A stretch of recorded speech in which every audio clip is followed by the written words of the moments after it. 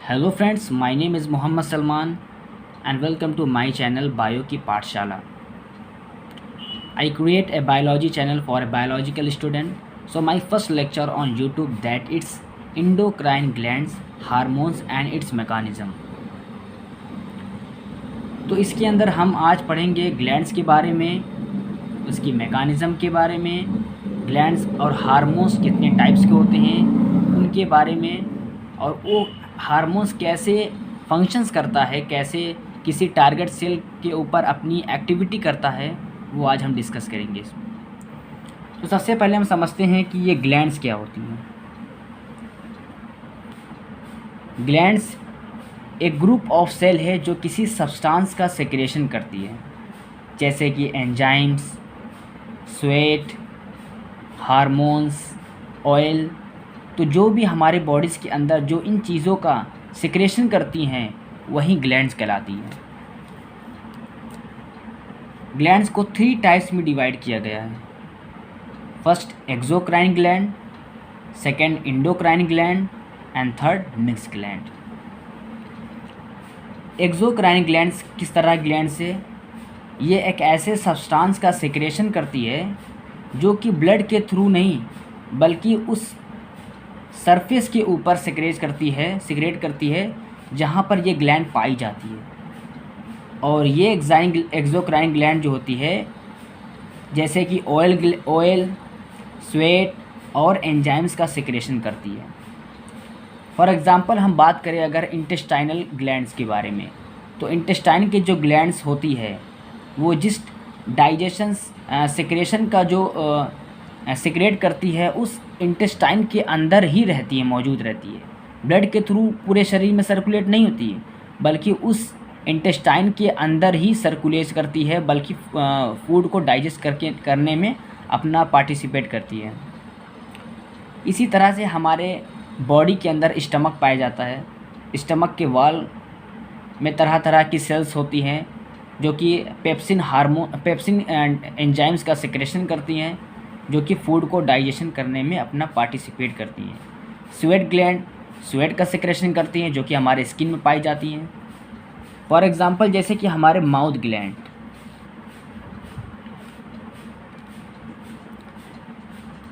Mouth की जो saliva gland होती है, ये ग्लैंड्स, और हमारी पैंक्रियास ग्लैंड,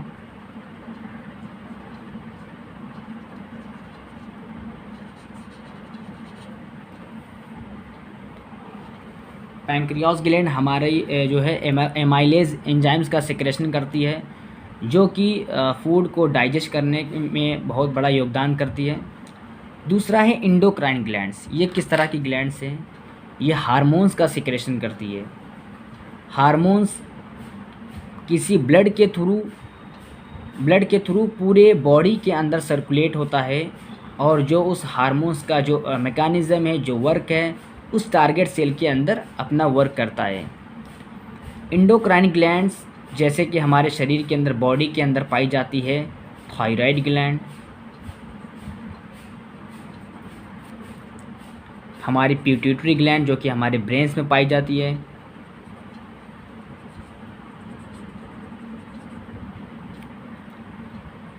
और लास्ट में आता है मिक्स ग्लैंड। ये एक ख़ास तरह की ग्लैंड्स होती है। मिक्स ग्लैंड जो है इसके अंदर exocrine glands as well as endocrine gland भी मौजूद होती है। हमारी बॉडी के अंदर जो पैंक्रियास ग्लैंड है, ये एक्सोक्राइन ग्लैंड यानी कि एक तरह से एंजाइम्स का भी सिक्रेशन करती है और हार्मोन्स का भी सिक्रेशन करती है। एमाइलेज इसका एंजाइम है जो कि कार्बोहाइड्रेट्स कार्बोहाइड्रेट्स को डाइजेस्ट करती है। और इस पैंक्रियास ग्लैंड्स के अंदर पाई जाती है alpha, beta and gamma cell, जो कि ग्लूकेगॉन और इंसुलिन हार्मोन्स का सिक्रेशन करती है, जो कि एक हार्मोन्स है। इसके बाद पढ़ते हैं हम कि हार्मोन्स कितने टाइप्स के होते हैं। हार्मोन्स को 2 टाइप्स में डिवाइड किया गया है on the basis of solubility. Lipid soluble hormones जो कि लिपिड्स के अंदर सॉल्युबल है, और वाटर सॉल्युबल हार्मोन्स जो कि वाटर के अंदर डिसॉल्व हो सकता है। Lipid soluble hormones, for example जो हमारी बॉडी के अंदर जो सेक्स हार्मोन्स पाए जाते हैं, सेक्स हार्मोन्स यानी कि oestrogen hormones, oestrogens hormone, progesterone hormones and androgens hormones, androgens hormones और थायरॉक्सिन हार्मोन्स। ये किस तरह का हार्मोन्स है? लिपिड सॉल्युबल हार्मोन्स है। On the other hand if you talk about water soluble hormone, तो वाटर सॉल्युबल हार्मोन जो कि वाटर में डिसॉल्व हो जाते हैं, हमारी बॉडीज़ के अंदर सेक्स हार्मोन्स और थायरॉक्सिन हार्मोन्स को छोड़कर जितने भी हार्मोन्स पाए जाते हैं वो ज़्यादातर वाटर सॉल्युबल हार्मोन्स हैं। एग्जाम्पल के लिए जैसे हमारा इंसुलिन हार्मोन्स, ग्लूकागॉन हार्मोन्स, ये सब किस तरह का हार्मोन्स है? वाटर सॉल्युबल हार्मोन्स है।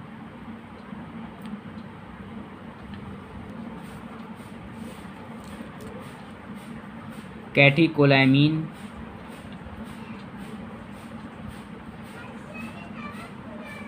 कैटेकोलामीन हार्मोन्स ये भी एक तरह का वाटर सॉल्युबल हार्मोन्स है। अब हम पढ़ते हैं कि कोई भी हार्मोन्स किसी टारगेट सेल के ऊपर कैसे फंक्शन करता है, कैसे उसकी मैकेनिज़्म होती है, वहाँ पर टारगेट सेल के अंदर कैसे वो अटैक करता है। ये जो lipid soluble hormone, water soluble hormone से on the basis of mechanism बहुत डिफरेंस है, यानी ये किस तरह से एक्शन करते हैं, ये दोनों को जो है अलग अलग टाइप्स में, अलग अलग प्रोसेस में डिवाइड किया गया है।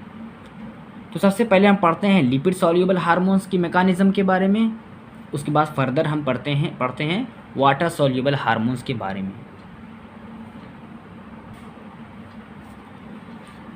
ये मैं ड्रा कर रहा हूँ प्लाज्मा मेम्ब्रेन, सेल की प्लाज्मा मेम्ब्रेन का ड्रा कर रहा हूँ स्ट्रक्चर।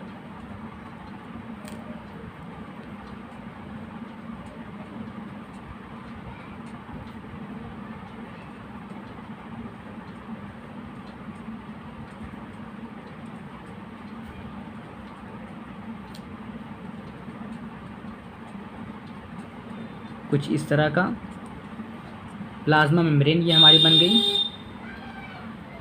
और प्लाज्मा मेम्ब्रेन के साथ जुड़ी हुई है एक प्रोटीन,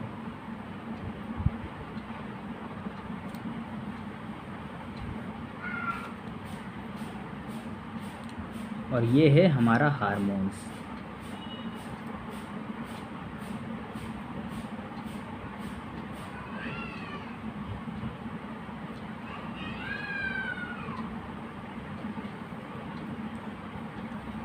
देखिए कभी भी लिपिड सॉल्युबल हार्मोन्स जो होता है,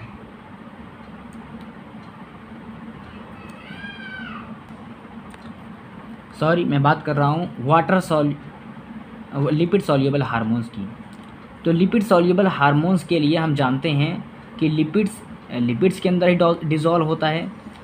तो जब वो साइटोप्लाज्म के अंदर इंटर करेगा तो ये डायरेक्ट इंटर कर जाएगा।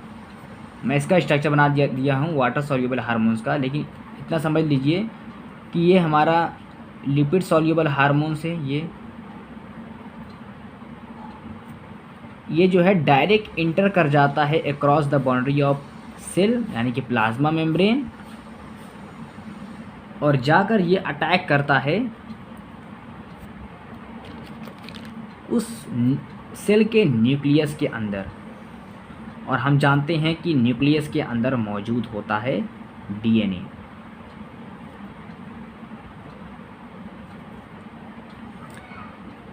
और डीएनए के पास होता है हार्मोन्स रिसेप्टर मॉलिक्यूल्स, कुछ इस तरह का।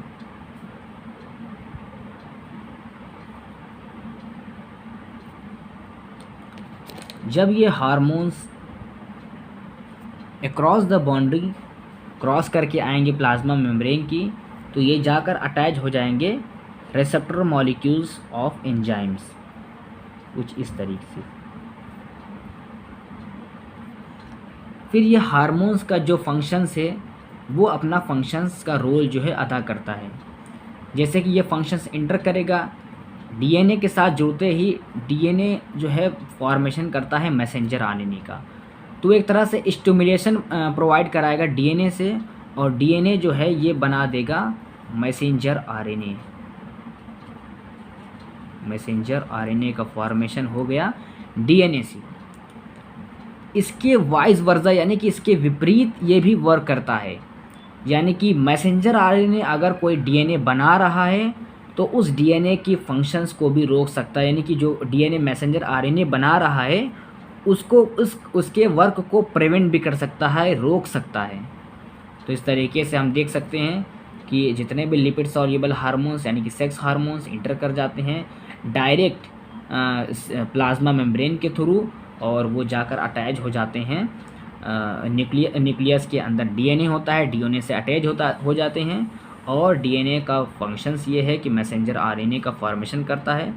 और ये भी एक जीन्स है, जीन जो कि जीन्स के ऊपर ये अटैक करता है। इसको कह सकते हैं हम वाटर सॉल्युबल हार्मोन्स को एक तरह से जीन्स की तरह काम करने वाला हार्मोन्स।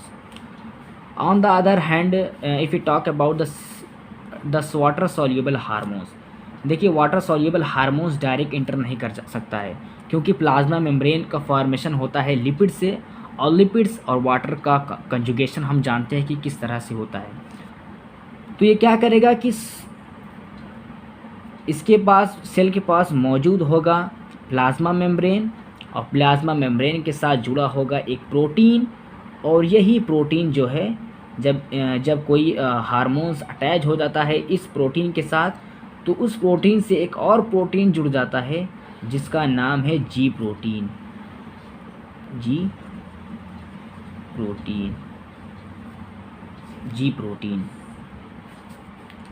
फिर ये जी प्रोटीन क्या करता है, जो ये जी प्रोटीन्स है वो जी प्रोटीन उस सेल के अंदर बनी हुई एटीपी जो है उसको कन्वर्ट कर देता है इनटू द CAMP। एटीपी यानी कि एडिनोसिन ट्राईफॉस्फेट, और CMP यानी कि साइक्लिक एडिनोसिन मोनोफॉस्फेट के अंदर। और ये CAMP जो है ये कन्वर्ट कर देता है इनएक्टिव प्रोटीन को एक्टिव प्रोटीन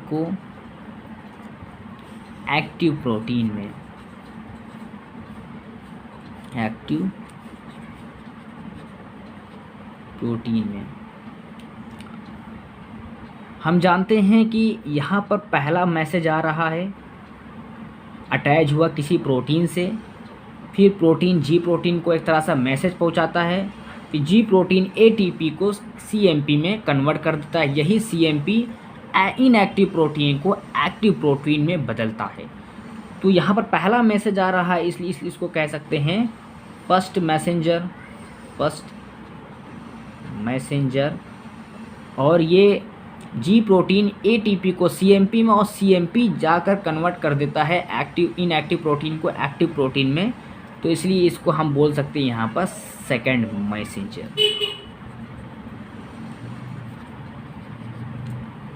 और यही एक्टिव प्रोटीन जो है उस सेल के अंदर अल्टर करती है किसी मेटाबॉलिक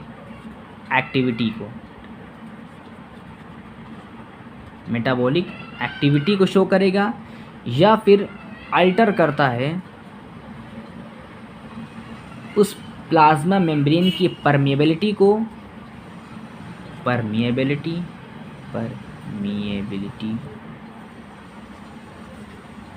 या प्रोटीन को सिंथेसिस कराता है, यानी कि वहाँ पर प्रोटीन का जो फॉर्मेशन होगा उस एक्टिव प्रोटीन की सहायता से होगा।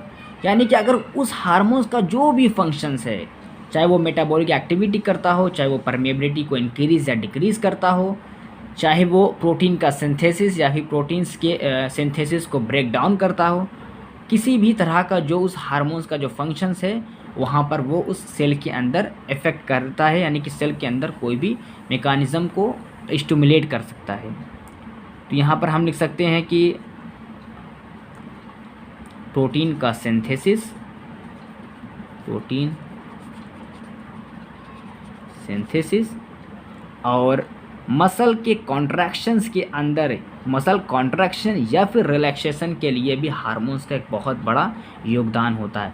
तो यहाँ से लिख सकते हैं मसल कॉन्ट्रैक्शन और मसल रिलैक्सेशन। तो इस तरीके से हमारा वाटर सॉल्युबल हार्मोन्स और लिपिड सॉल्युबल हार्मोन्स जो है फंक्शंस करता है। लिपिड्स देखा आपने कि lipid soluble hormones across the body direct inter कर जाता है साइटोप्लाज्म के अंदर। Water soluble hormones direct inter नहीं कर पाता, उसको किसी प्रोटीन की सहायता की ज़रूरत होती है। वो जब जब उसको मिल जाती है प्रोटीन, वो प्रोटीन किस तरीके से एटीपी को सीएमपी में कन्वर्ट करता है एक सेकंड मैसेंजर के रूप में, फिर वो इनएक्टिव प्रोटीन एक्टिव प्रोटीन्स में बदल देता है, जो कि वो फंक्शंस करता है उस सेल के अंदर, इंटर करता है, इफेक्ट करता है किसी मेटाबॉलिक एक्टिविटी को, परमिएबिलिटी को, या फिर प्रोटीन सिंथेसिस कर सकता है। तो अगर आपको ये वीडियो पसंद आई होगी तो like, share, comment and subscribe ज़रूर कीजिएगा। Thank you so much for watching this video.